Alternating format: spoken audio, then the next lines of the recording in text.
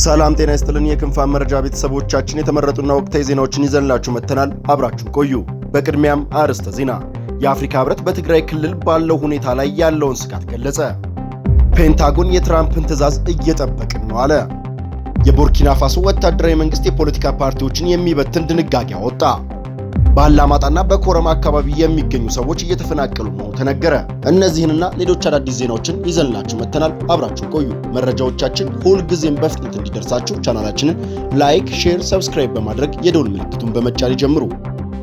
በአላማጣና በኮረማ አካባቢ ሰዎች መሰደድ መጀመራቸው ተነገረ። የኢትዮጵያ መከላከያ ሰራዊትና የፌዴራል ኃይሎች ከአላማጣና ኮረም ከተሞች መውጣታቸው እየተዘገበ ባለበት ወቅት ነዋሪዎቹ ለደህንነታቸው በመስጋት እየሸሹ መሆኑን ቢቢሲ ያነጋገራቸው አንዳንድ ምንጮች ተናግረዋል። ግጭት ይቀሰቀሳል በሚልና ታጣቂዎች የሚወስዱት እርምጃ ስጋት ፈጥሮብናል ያሉ ነዋሪዎች ወደ አጎራባች አካባቢዎች በመጓዝ ላይ መሆናቸውን ነዋሪዎች ተናግረዋል። የአላማጣዋ ነዋሪ እንዲሁም የቀድሞ የአካባቢው ባለስልጣንና በትግራይ ጊዜያዊ አስተዳደር ስር የአላማጣ ከተማ ከንቲባ የነበሩት አቶ ዝናቡ ደስታ በከተማው ውጥረት መኖሩና ነዋሪዎች እየሸሹ እንደሚገኙም ገልጸዋል።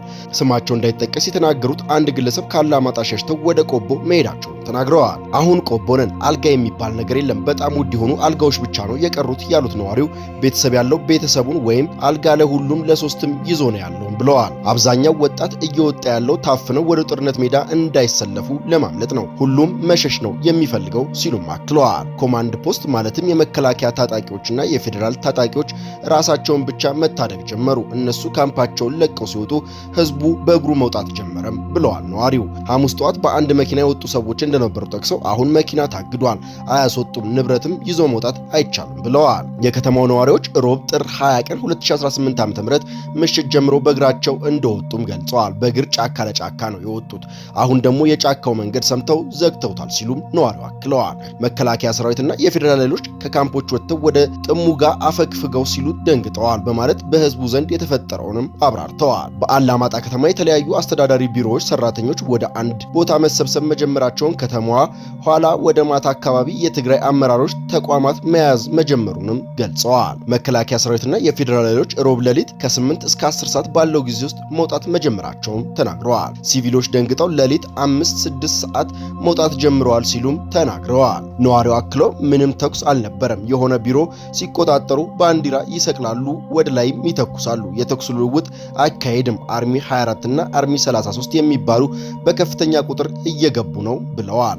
ለደህንነታቸው ሲባል ስማቸው እንዲገለጽ ያልፈለጉት አንድ የቀድሞ የአካባቢው ባለስልጣን የፌዴራል ኃይሎች ከተማውን ለቀው የወጡት ሌሊት 8 ሰዓት ጀምሮ እንደሆነም ለቢቢሲ መናገራቸውን ክንፋም ተመልክቷል። አወዛጋቢ ቦታ ነው፣ የፌዴራል ነበር አወዛጋቢ ቦታ ነው፣ ፌዴራል ነበር የሚቆጣጠረው፣ በሁለቱም ወገን ያለው የመንግስት መዋቅር ፈርሷል፣ ኮማንድ ፖስት ነበር የሚያስተዳድረውም ብለዋል። የቀድሞ ባለስልጣን አክለውም አሁን ግን ሙሉ በሙሉ ሰራዊቱ ስለወጣ ሙሉ ሌሊቱን በታጣቂዎች ሰው ሲታሰርና ሲታፈስ ነው ያደረው፣ ዘረፋም እየተፈጸመ ነው፣ ብዙ ነዋሪዎች ወደ ቆቦና ወልዲያ ሸሽተው ወጥተዋል፣ በአካባቢው ምንም አይነት ተኩስ እንዳልነበረም ነዋሪዎች ለቢቢሲ ገልጸዋል። የትግራይ ኃይሎች የተለያዩ አርሚዎች የሚያስጠጉ ስለነበረ የፌዴራል ኃይሎች ኃይላቸውን ለመሰብሰብ ብለው ከስፍራው ሳይወጡ እንዳልቀሩም አመላክተዋል። በአካባቢው ያለው ሁኔታ ወደ ግጭት የሚያመራ ይመስላል ያሉት የቀድሞ የአካባቢው ባለስልጣን ሰራዊቱ አሁን ላይ ወደ ቆቦና ጮቢ የተባለ አካባቢ እንደሰፈረም ተናግረዋል። የትግራይ ኃይሎች ቀድሞውንም ከከተማው ውስጥም ገጠር አካባቢ ነበሩ ያሉት የቀድሞ ባለስልጣን የተለያዩ ወንጀሎች ቢፈጽሙም የኃይል መመጣጠን ስላልነበረ መከላከያ፣ ፌዴራል ፖሊሶችም ማስቆም አልቻሉም ነበር ብለዋል። አሁን ላይ ሙሉ በሙሉ አካባቢው በትግራይ ኃይሎች ስር እንደሚገኝም አክለዋል። በነዋሪዎች ዘንድ ከፍተኛ የሆነ ሽብርና ስጋት እንዳለ ገልጸዋል። በትግራይ ጊዜያዊ አስተዳደር ስር የአላማጣ ከተማ ከንቲባ የነበሩትና አሁን ላይ የከተማዋ ሁኔታ በቅርበት የሚከታተሉት አቶ ዝናቡ ደስታ ከ2-3 ቀን በፊት ጦርነት በማይጸብሪ አካባቢ በጸለምት በይፋ ጀምረዋል ሲሉም ለቢቢሲ መናገራቸውን ክንፋም ተመልክተዋል። አሁን ላይ የ2013 የ2014 እና የ2015 ተመሳሳይ የሆነ በወጣት ላይ እልቂት ጀምሯል። ቶሎ ብሎ ሊቋረጥ ካልቻለ መልሶ የትግራይ ህዝብ በተለይም እናቶች የሚያለቅሱበት ነው የሚሆነው ሲሉ ስጋታቸውንም ገልጸዋል።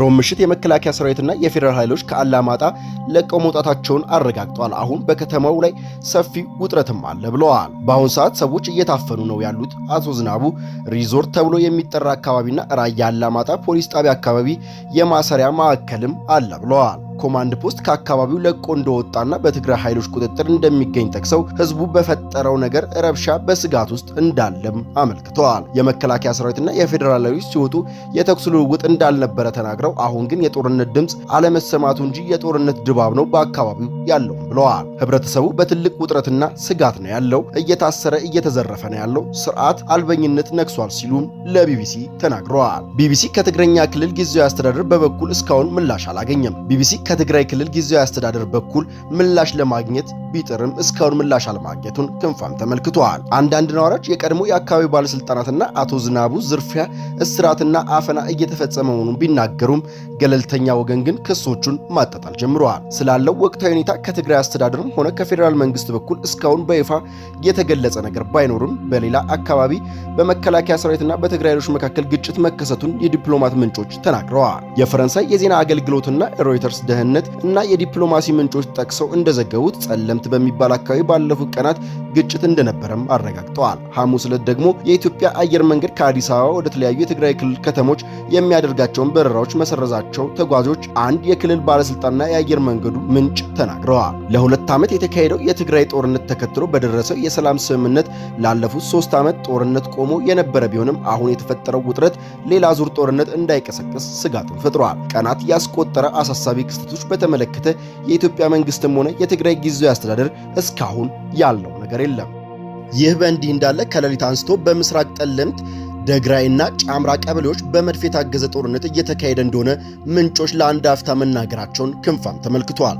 ይህ መረጃ እስከተሰናዳበት ሰዓት ድረስ ውጊያው እንደቀጠለ ነው። ማይግማሬ ቀበሌ ትላንት የህወሓት ኃይሎች ከባድ ኪሳራ ያስተናገዱበት ስፍራ እንደሆነ አንድ ምንጭ የገለጹ ሲሆን ይህን ተከትሎ ጦሩ በመሸሽ ጨር የሚባል ትምህርት ቤት ይዘዋልን ብለዋል። በተጨማሪም ሽንታማ የተባለ ልዩና ስትራቴጂክ መሬት በህወሓት ቁጥጥር ስር መግባቱን ሚዲያው ገልጿል። ከመቀለ ከተማም ለመውጣት የሚደረገው ጥረት ቀጥሏል። አንድ 15 ሰው የሚጭን መኪና እስከ 150 ሺህ ብር እየጠየቀም ይገኛል። የአፍሪካ ህብረት በትግራይ ክልል ባለው ሁኔታ ላይ ያለውን ስጋት ገለጸ። የአፍሪካ ህብረት ኮሚሽን ሊቀመንበር መሐመድ አሊ ዩሱፍ በኢትዮጵያና በትግራይ ክልል አንዳንድ አካባቢዎች እየታዩ ባሉ ወቅታዊ ሁኔታዎች ላይ ከፍተኛ ስጋት እንዳላቸውም ገልጸዋል። በፌዴራል መንግስትና በህወሓት ወይም ቲፒኤልኤፍ መካከል በፕሪቶሪያ የተፈረመውን ስምምነት ውጤቶች እንዳይቀየሩም ጥሪ አቅርበዋል። ሁሉም ወገኖች ከፍተኛ ትዕግስት እንዲያደርጉና በመካከላቸው ያለው መተማመን የሚሸረሽር ድርጊቶች እንዲቆጠቡም ሊቀመንበሩ አሳስበዋል። ማንኛውም ያልተፈቱ ጉዳዮች በሰላማዊ ውይይትና በፕሪቶሪያው ስምምነት መንፈስ ብቻ መፈታት እንዳለባቸውም ገልጸዋል። የአፍሪካ ህብረት ለሰላም ስምምነቱ ሙሉ ተፈጻሚ ያለውን ቁርጠኝነት በማረጋገጥ በልዩ ከፍተኛ ፓነሉ በኩል ለሚደረግ የውይይትና የማስታረቅ ስራዎች ዝግጁ መሆኑንም አስታውቀዋል። የቡርኪና ፋሶ መንግስት የፖለቲካ ፓርቲዎችን የሚበትን ድንጋጌ አወጣ። በካፒቴን ኢብራሂም ትራውሬ የሚመራው የቡርኪና ፋሶ ወታደራዊ መንግስት በሀገሪቱ የሚገኝ ሁሉም የፖለቲካ ፓርቲዎችና ስብሰባዎች የሚበትን ድንጋጌም አስታውቋል። የሀገር ውስጥ ጉዳይ ሚኒስቴር ደግሞ የፖለቲካ ፓርቲዎች መበራከት ለክፍፍልና ለማህበራዊ ትስስር መላላት ምክንያት ሆኗል ብለዋል። በወታደር ኃይል የሚመራው የቡርኪና ፋሶ መንግስት ከ4 ዓመት በፊት በተደረገ ስዕረ መንግስት ምክንያት እንቅስቃሴ ታግዶ የቆየ ሁሉም የፖለቲካ ፓርቲዎች በይፋ የሚያፈርስ ድንጋጌ ማውጣቱን ተሰምቷል። የቡርኪና ፋሶ ሚኒስቴሮች ምክር ቤት ድንጋጌውን ያጸደቀው ትላንት ሐሙስ ሲሆን ይህም የሆነው መንግስት ከአልቃይዳና ከአይኤስ ጋር ግንኙነት አላቸው የተባሉ አማጽያንን ለመቆጣጠር በሚታገልበትና የተቃውሞ ድምጾችን በማፈን ላይ ነው በሚልበት በዚህ ወቅት መሆኑን ትኩረትን ሳቢ አድርጎታል። አዲሱ ድንጋጌ ሁሉም የፖለቲካ ፓርቲዎችና ስብሰባዎች ይበተናል። የፓርቲዎቹ ንብረት በሙሉ ወደ መንግስት ይዞታነት እንዲዛወርም ወይም እንዲወረስ ያዛል። ከ4 ዓመት በፊት በወታደራዊ መፈንቅለ መንግስት ስር ከመውደቋ አስቀድሞ ከ100 በላይ የተመዘገቡ የፖለቲካ ፓርቲዎች ነበሯት። እንደ አውሮፓውያን አቆጣጠር በ2020 በተካሄደ ጠቅላላ ምርጫ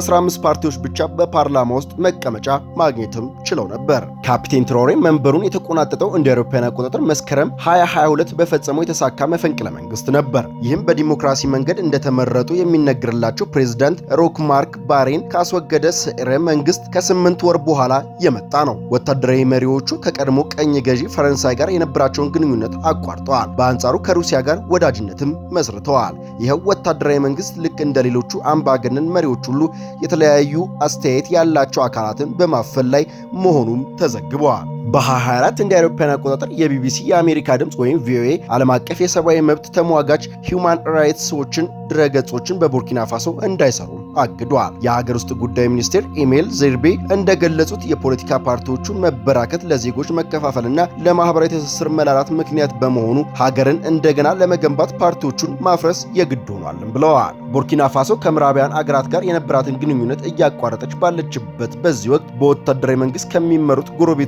ማሊና ኒጀር ጋር በመሆን የሳህል አገር ጥምረት ወይም ኤኢኤስ የተሰኘ ቡድን መስርታለች።